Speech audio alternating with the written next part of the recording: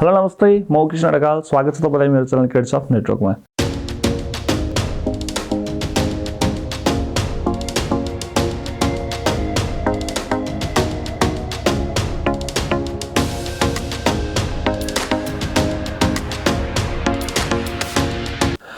तपाईले पेटी कन्ट्र्याक्टमा काम गर्दै हुनुहुन्छ अथवा ठुला निर्माण कम्पनीहरुको तपाईले काम गर्दै हुनुहुन्छ भने तपाईले सबैभन्दा पहिला ध्यान दिनुपर्ने कुरा चाहिँ कतै त्यो कम्पनी ब्ल्याकलिस्टमा त परेको छैन। यदि तपाईले ब्ल्याकलिस्टमा परेको कम्पनीको काम गर्दै हुनुहुन्छ र तपाईले थाहा पाउनु भएको छैन भने तपाईको पैसा डुब्न सक्छ। किनभने ब्ल्याकलिस्टमा परेको कम्पनीको पैसा के कारणले ब्ल्याकलिस्ट परेको त्यो कुरा पहिले जानकारी लिनुपर्ने हुन्छ। यदि भ्याट कार्यालयबाट नै तपाईको प्रब्लममा छ भने चाहिँ पहिला भ्याटको पैसा असुल उपर गरेर मात्रै कम्पनीको भुक्तानी पाउने कारणले गर्दाखेरि पनि तपाईले सम्बन्धित कम्पनीले भुक्तानी पाउँदैन, भुक्तानी नपाइसकेपछि तपाईले भुक्तानी पाउन नसक्नुहुनेछ। अर्को कुरा, तपाईको फर्म यदि तपाई निर्माण व्यवसाय हुन्छ अथवा तपाई कुनै व्यापार व्यवसाय गर्न चाहनुहुन्छ अथवा जस सार्वजनिक खरिद ऐनलाई प्रयोग गरेर सार्वजनिक खरिद ऐनमा टेकेर हुने कुनै पनि काम गर्दै हुनुहुन्छ भने तपाई ब्ल्याकलिस्ट हुनुहुन्छ कि हुनु हुँदैन अथवा ब्ल्याकलिस्ट हुनु भएको छ भने चाहिँ कति समयको लागि हुनु भएको छ, कसरी हेर्ने, कहाँ चेक गर्ने र कति समयपछि फुक्का हुन्छ भन्ने कुरा आजको भिडियोमा लिएर उपस्थित भएको छु। भिडियो अन्तिमसम्म हेरिदिनु होला। हेरिसकेपछि आफ्नो प्रतिक्रिया चाहिँ कमेन्ट मार्फत दिन नबिर्सिनु होला। नर्मल्ली कालो सूचीमा परिसकेपछि कुनै पनि काम गर्न पाइँदैन र केही पनि गर्न पाइँदैन। जस्तो कस्तो हुन्छ नि, व्यक्ति ब्ल्याकलिस्ट पर्ने अथवा कम्पनी ब्ल्याकलिस्टमा पर्ने भन्ने कुरा सार्वजनिक खरिद ऐनलाई टेकेर गरिने कुनै पनि कार्य, निर्माण कार्य होस् अथवा सप्लायर्सको कार्य होस् अथवा कुनै पनि खरिद बिक्री यावत कुनै सार्वजनिक खरिद ऐनलाई टेकेर हुने कुनै पनि काम कारबाही अन्तर्गत तपाईले कार्य व्यवसाय गर्दै हुनुहुन्छ भने चाहिँ तपाई ब्ल्याकलिस्टमा हुनुहुन्छ अथवा तपाईले प्रयोग गरेको कम्पनी ब्ल्याकलिस्टेड छ। यो कुरा कसरी थाहा पाउने? सबैभन्दा पहिला तपाईले चाहिँ तल डिस्क्रिप्सनमा दिएको लिंकमा गएर चेक गर्न सक्नुहुन्छ, जुन ppmo.gov.np मा तपाईले गएर चेक गर्न सक्नुहुन्छ। ब्ल्याकलिस्टको त्यहाँ लिस्ट देखाएको छ र त्यसमा तपाईको के देखाइएको छ भने जति ग्रीन सिग्नलमा एक्टिभ भनेर देखाएको छ ती सबै स्टिल अहिले ब्ल्याकलिस्टमा छन् र जति रेडमा छन् ती ब्ल्याकलिस्टको अवधि पूरा गरेर फुक्का भइसकेका छन्। र किन ब्ल्याकलिस्टमा परिन्छ? नर्मली ठेक्कामा भन्दै गर्दा तपाई ठेक्का बिट गर्नुभयो, ठेक्का बिट गरिसकेपछि तपाईले धरोडी छोड्नु भयो।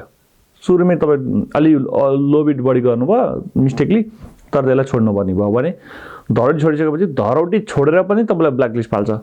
त्यो कार्यालयले कति समयको लागि फाल्छ भने नर्मली ब्ल्याकलिस्ट धरोडी मात्रै छोड्दै गर्दा 1 वर्षको फालेको छ हैन, तर त्यो चाहिँ अफिसले चाह्यो भने 3 वर्षसम्म पनि फाल्न सक्छ। भनेको ब्ल्याकलिस्ट भनेको 1 देखि 3 वर्षसम्म पर्न सकिन्छ। हुन त विशेष त्यस्तै परिस्थिति पर्यो भने त्यसले चाहिँ लामो समय पनि लिन सक्छ। जस्तै ठूला केही निर्माण कम्पनीहरु छन् स्टिल लामो समयदेखि ब्ल्याकलिस्टमा छन्। तपाईले अघि मैले भिडियोमा भने जस्तै तपाईले कुनै ठूला कम्पनीको काम गर्दै हुनुहुन्छ, पेटीमा काम गर्दै हुनुहुन्छ, त्यो कम्पनी ब्ल्याकलिस्ट छ कि छैन भनेर तपाईले यो वेबसाइटमा गएर तपाईले चेक गर्न सक्नुहुन्छ। यदि ब्ल्याकलिस्ट परेको रहेछ भने तपाईले त्यो काम नगर्नु होला। यदि गर्नु भने तपाई आफूलाई भविष्यमा अप्ठ्यारो पर्न सक्छ।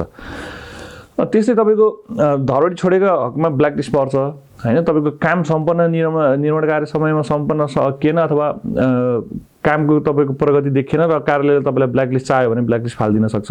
त्यस्तै तपाईको गुणस्तरहीन काम भयो हैन, गुणस्तरमा फेल आयो भने तपाईले ब्ल्याकलिस्ट फाल्न सक्छ। तपाईको विविध कुराहरु ब्ल्याकलिस्ट फाल्ने बित्तिकै तपाईको धेरै कुरा ब्ल्याकलिस्ट फाल्दै गर्दा ब्ल्याकलिस्ट परिसकेपछि तपाईले सो फालिएको कम्पनीबाट कति समयसम्म काम गर्न पाउनु, मतलब केही पनि गर्न, त्यो कम्पनी इनभ्यालिड नै हुन्छ, तपाईले कामै गर्न पाउनुहुन्न। र अर्को किसिमको के चाहिँ छ भने भ्याट कार्यालयबाट पनि ब्ल्याकलिस्ट पर्ने सम्भावना हुन्छ। भनेको भ्याटको रकम नतिरेको कारणले गर्दाखेरि चाहिँ उक्त कम्पनीलाई चाहिँ ब्ल्याकलिस्ट राखिएको रहेछ भने चाहिँ स्टिल रनिङ प्रोजेक्टबाट त्यो पैसा भुक्तानी गराएर मात्रै तपाईको भ्याटमा रिलिज गरिन्छ। त्यस्तो बेला पर्यो भने तपाईको पैसा त 100% फस्न सक्छ। यो कुरा चाहिँ तपाईले एकदमै ध्यान दिनुपर्ने हुन सक्छ। त्यही बेला ठूला कम्पनीको शरणमा पाइयो भन्दैमा ठूला कम्पनी बुझ्दै नबुझी कस्ता खालका कम्पनी भत्तै तपाई ठूला कम्पनीको पछि नलाग्नु पनि हुन अनुरोध गर्दछु। यदि आफै गर्न चाहनुहुन्छ भने तपाईले आफ्नै निर्माण कम्पनीको लाइसेन्स निकालेर तपाईले काम गर्न सक्नुहुन्छ। हालसम्मको मितिसम्म निर्माण व्यवसायलाई 2 करोडसम्म डी क्लासको निर्माण व्यवसायलाई 2 करोडसम्मको छुट गरिएको छ हैन।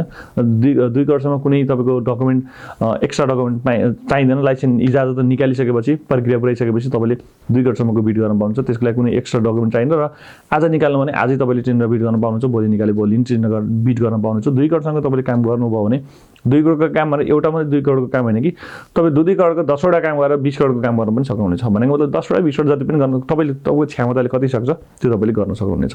त्यसमा कुनै लिमिट चाहिँ अहिले आजको मितिसम्म चाहिँ कुनै लिमिटको अंकुश लगाइएको छैन। त्यस्तै तपाईले ब्ल्याकलिस्टको बारेमा यो कुरा जानकारी भए यसमा केही बुझ्नु भएन भने तपाईले मलाई सिधै कमेन्ट गर्न सक्नुहुन्छ। कमेन्ट मार्फत आएको कुरालाई जिज्ञासालाई समेट्ने कोसिस गर्नेछु। अर्को कुरा छ तपाईको सार्वजनिक खरिद एन कहाँ खोज्ने भन्ने प्रश्न उठिरहेको छ।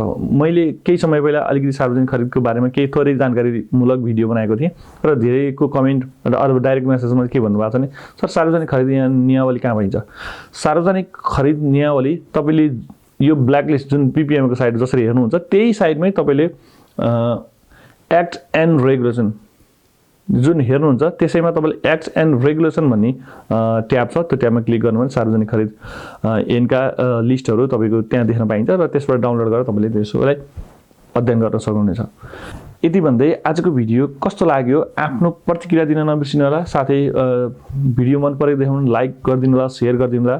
यदि यस्तै किसिमको भिडियो हेर्न चाहनुहुन्छ भने च्यानललाई सब्स्क्राइब गर्न नबिर्सिनु होला। धन्यवाद।